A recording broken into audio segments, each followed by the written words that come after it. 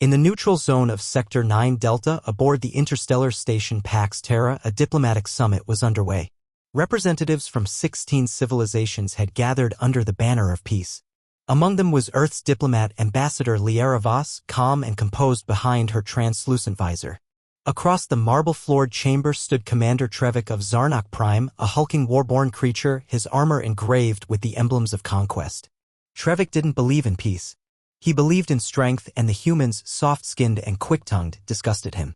To Trevik, the idea of a human speaking on behalf of peace was a personal insult.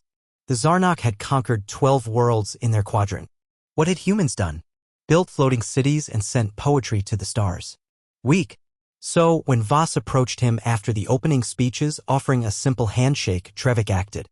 In one swift movement, he unsheathed his plasma blade and lunged forward.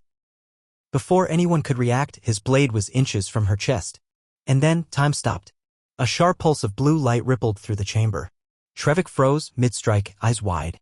The blade clattered to the floor. 2 Zarnok aides dove at him, restraining him just as security drones encircled the area. Sirens flared.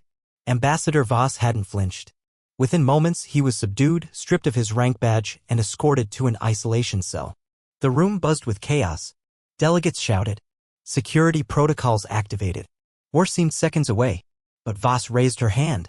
No retaliation, she said coolly, her voice broadcast through the chamber.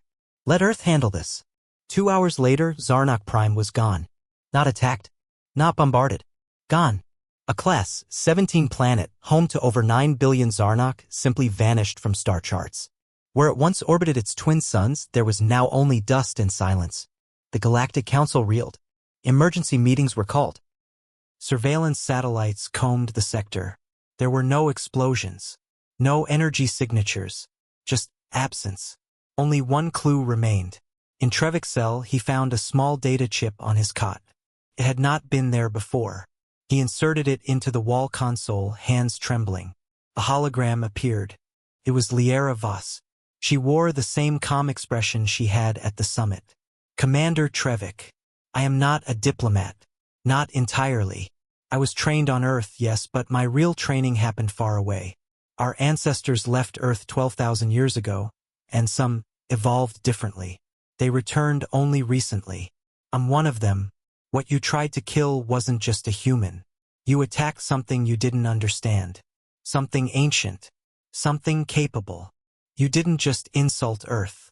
You insulted the one race in this galaxy that learned to fold time, to walk between quarks, to erase matter not by force, but by choice.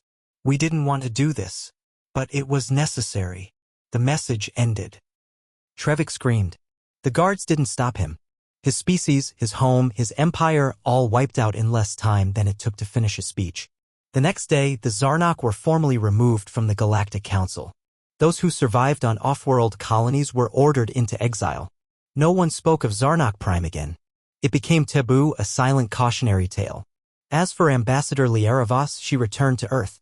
She declined all interviews and retreated to the Himalayas, where she was said to meditate in a temple older than any map could find. But the council remembered. And they feared. Not the humans, but what hid beneath their skin. What watched? What listened? Because somewhere in the depths of Earth's oceans, beneath ice and stone, something waited. And it had spoken. Not with words, but with silence.